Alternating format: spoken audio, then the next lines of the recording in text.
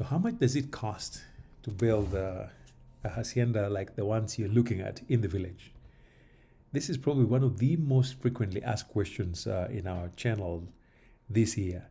In fact, a lot of people just straight on ask me, how much did we spend in building the home we live in Karating? So stay with me for more on that and other questions through to the end of the video. And of course, as you know, there's no single answer to these kinds of questions. The cost of building varies widely. And some of you already know by this time that I do consultations on many things, and a lot of, I would say 80% of the consultation work that I'm doing right now is focused on village construction or construction in Kenya, returnee planning, issues of land, networks, like people looking for lawyers and things like that, and many other issues that affect diaspora folks. And in fact, currently I have quite a few projects going on where I have my team working on different projects spread all over the country. Some of them are in Runda, Nairobi, some are in Siaya, others in South Nyanza. And I'm really pumped about the next project that we are working on right now. We should be doing groundbreaking sometime next month. And so I'll be posting our website, which is currently under construction, in the next couple of weeks or so, because I need to find a better way to communicate with folks. Because a lot of people have been reaching out to me through the comment section, asking questions, reaching out for support, asking for information about this and that, especially around construction. And so I'm working towards making this process easy, because some people email me and I never get the emails. I'm not sure how that happens, but maybe some of them go through spam. So look out for our website that I'll be posting, and how you can best get a hold of me should you need any consultation services. But for now, you can use the number that I'm posting below, and I'm putting it on the screen. And this one works with WhatsApp only, and only text. If you call it, it won't go through. So please don't call, just text me on that number on WhatsApp. I'll be able to get your message, and I should be able to respond to you within a day or so.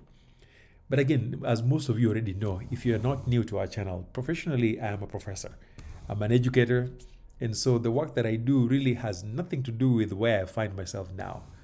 It just so happened that in the last couple of weeks and months, as I've been posting videos, I've really run into thousands of people from all over the world who are interested in things Kenya and things returning to the motherland. And so at this point, I'm just trying to find a more efficient way to best respond to people's needs. And that's why we are really ramping up a consultation and creating a more formal website that will make this process a lot easier. Now, this is not a space that I really intended to find myself in. It's not, I've never actually even thought about doing it, because I have my main work. I'm very happy in my work. I didn't plan to do this, but I find myself that it's something I really enjoy, especially when I work with families and things work out, they come back. It's something I really enjoy. So I truly hope that the work that I'm going to do through this YouTube channel is primarily going to help folks avoid the many problems that I have faced and that many other folks face.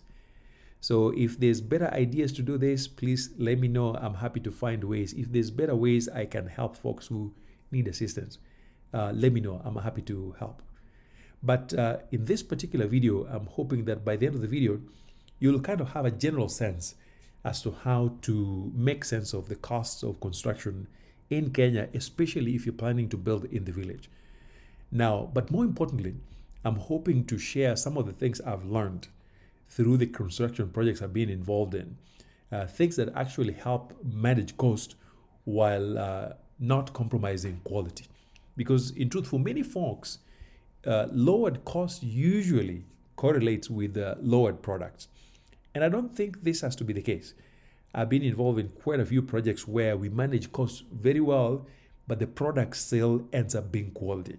And when I'm talking about quality, I'm talking about what you're looking at in the screen right now. This house is an absolutely well done house. And you'll see it as we keep walking around and talking. And so when I'm talking quality, I know exactly what I'm talking about. And I know that it can be delivered at home. People do it all the time. So, well, good afternoon, friends. Today we are filming from Orange County in California. Usually we film from Karating, which is a village in Kisumu in Western Kenya.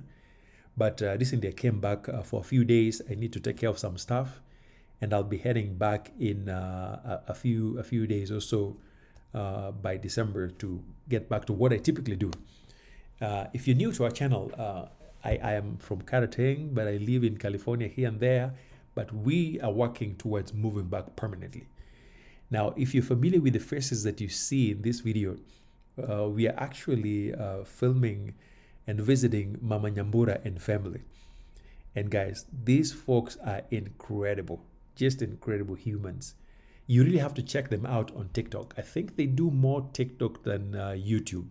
And I'm going to post a link to their channel too. Please check them out, subscribe. You'll see what I'm talking about.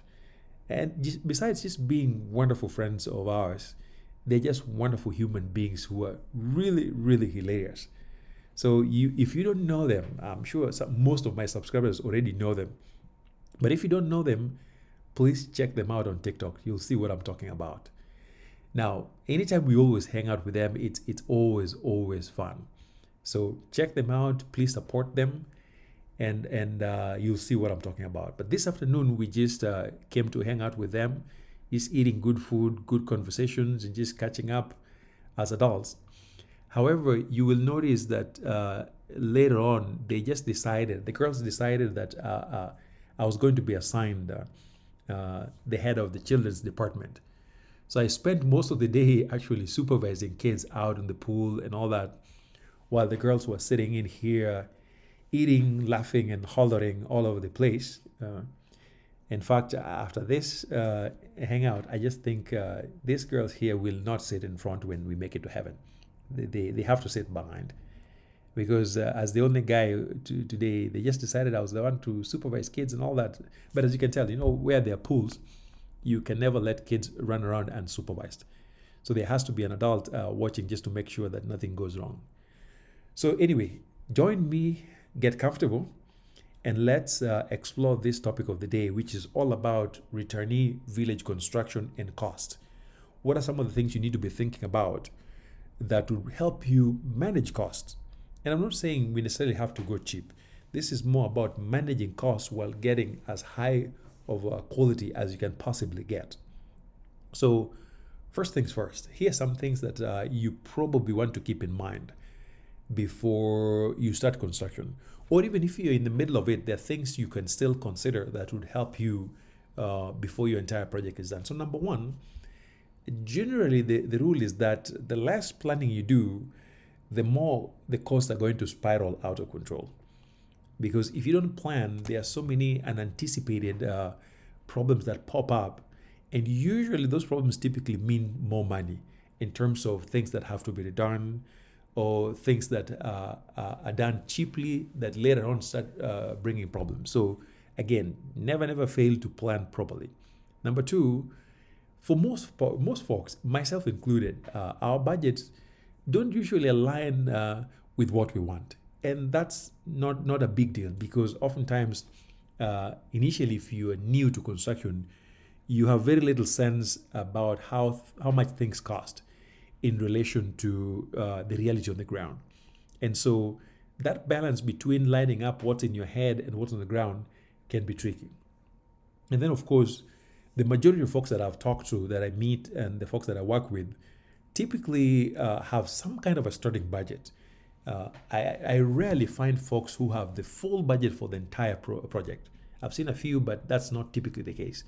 And so if you don't have the entire amount, you don't have to worry about that. You can start with what you have and then push it as far as the budget takes you, take a break, and then come back to it.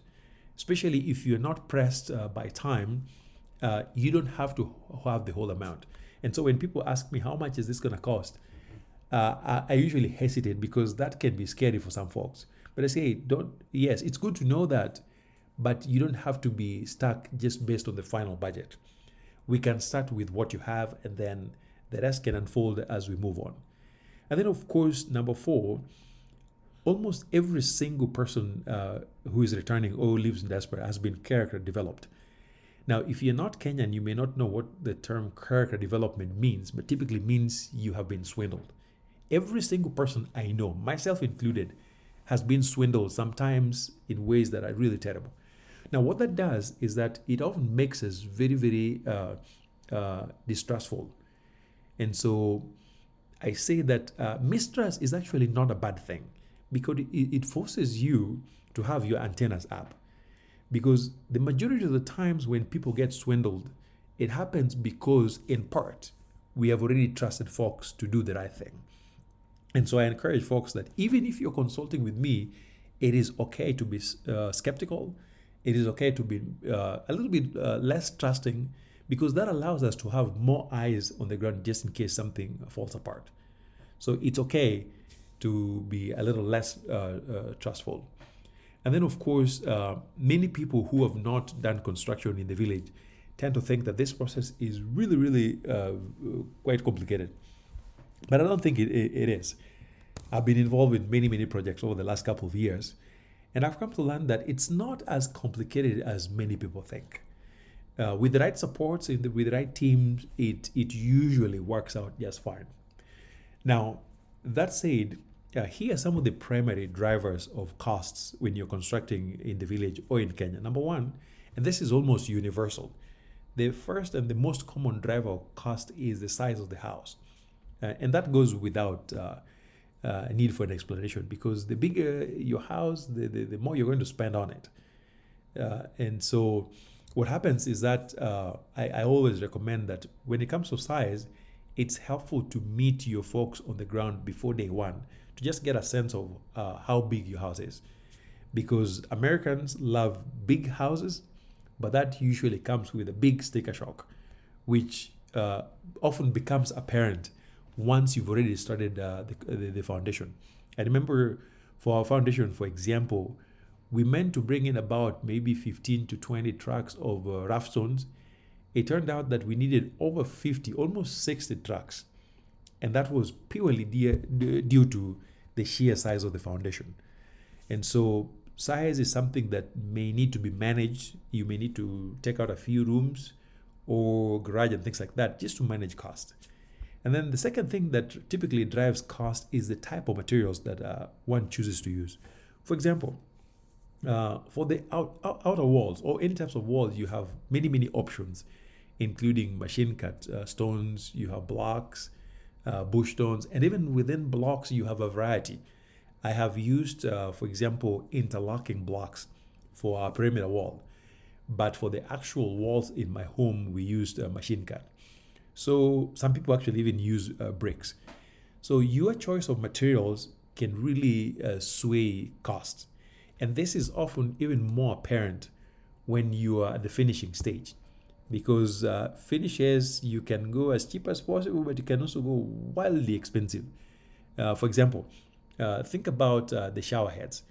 You can find something that is moderate, typically that would cost you about maybe 20,000 Kenya shillings. But you can also go high end, where you're buying just a single shower head that is worth over 50,000.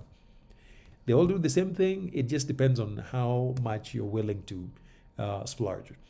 So the types of materials that you select can really drive up costs. And then, of course, the technology in use. For instance, some people are very comfortable using hollow part slabs instead of the traditional slab. That can really reduce your costs if you're comfortable with it. Some people use like precast walls. I'm still learning more about it in terms of whether it's worth it in terms of cost. Other people use the traditional brick and mortar. And so if you're comfortable exploring new technologies, you may have an upper hand in terms of managing cost. But yes, the technology in use can really influence that. And that also is tied to the equipment you'll be using at your site. You'll be using a lot of things like the mixer, and the list is even much longer. That will be a video for another time. But all the equipment you're using on site, including cranes, sometimes may need to be hired. And so all of that can add up costs. And then, of course, when you're talking about who is in your team. When you're starting, The average person just thinks of the architect who is going to draw. Many people don't realize that in that team you probably need engineers within, you may need interior designers, you may need a quantity surveyor, you may need a project manager. So you have a long list of folks. These folks are incredibly helpful, but they can be slightly expensive in the beginning. However, I have come to learn that some of these folks can really be beneficial, especially interior designers can be really helpful in terms of helping you stitch things together if you don't know what you're doing. And so the cost might be higher at the beginning, but it pays off towards the end. The other thing that also drives costs is about the topography of the land that you're using. If you're building in a hilly place that requires lots of excavation, managing steep hills, that can really drive up cost. So people who are lucky to build in flat areas that don't require much digging usually are luckier. The type of soil that you're building in, again, if you're building, say, for example, in black cotton soil, issues of foundation can be quite an interesting discussion. And the type of soil will also determine whether you can even have something like a biodigester. Or if you're building in a rocky area where you have to blast rocks, and that could also be helpful because the same rocks can still be used at the same site. So the type of soil has major implications on cost. And then location.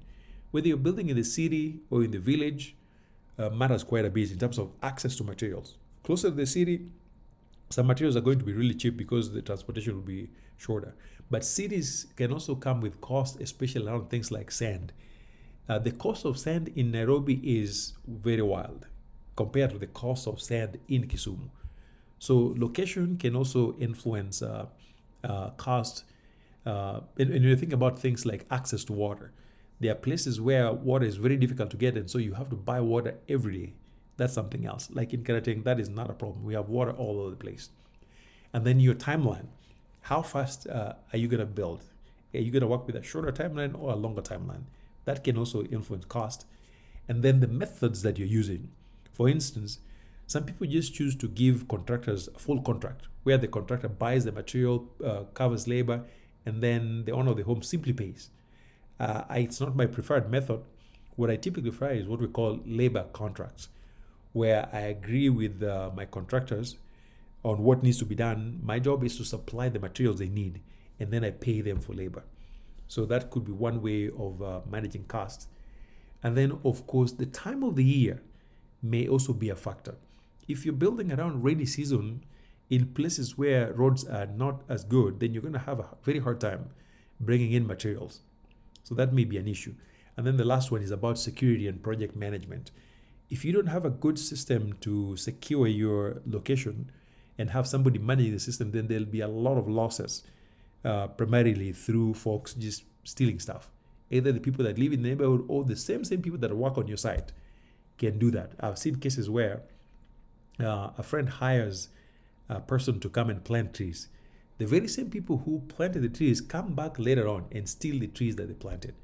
So there has to be a good system to manage security and just the overall project. So if you're like me, which is like at least half of the folks I've met out there, if you're like me, you probably went into construction blindly. For me, I was like, okay, let me just check YouTube, talk to people, and I was good to go. That's not bad. The only problem with that is that you're going to make a lot of mistakes. So the alternative to it is that you can use consultants. And here's what a consultant should be doing for you. Number one, the consultant should help match the ideas in your head with your pocket and the reality on the ground. Because oftentimes those three things are on different levels. What's on your head, what's in your pocket, and what's on the ground can be different. So the consultant should help you align those three. And then more importantly, the consultant should help minimize character development. And they do that in 4 ways. Here's what we do. Number one, we make sure that you pay a market value for the materials you buy and for labor. Because oftentimes returnees have no idea how much things cost. And then we do education. So our task is simply to give you options and explain. For example, if you need to pick between a flat roof and a pitched roof, what's the difference and what are the implications? So there's a lot of education that we do to property owners.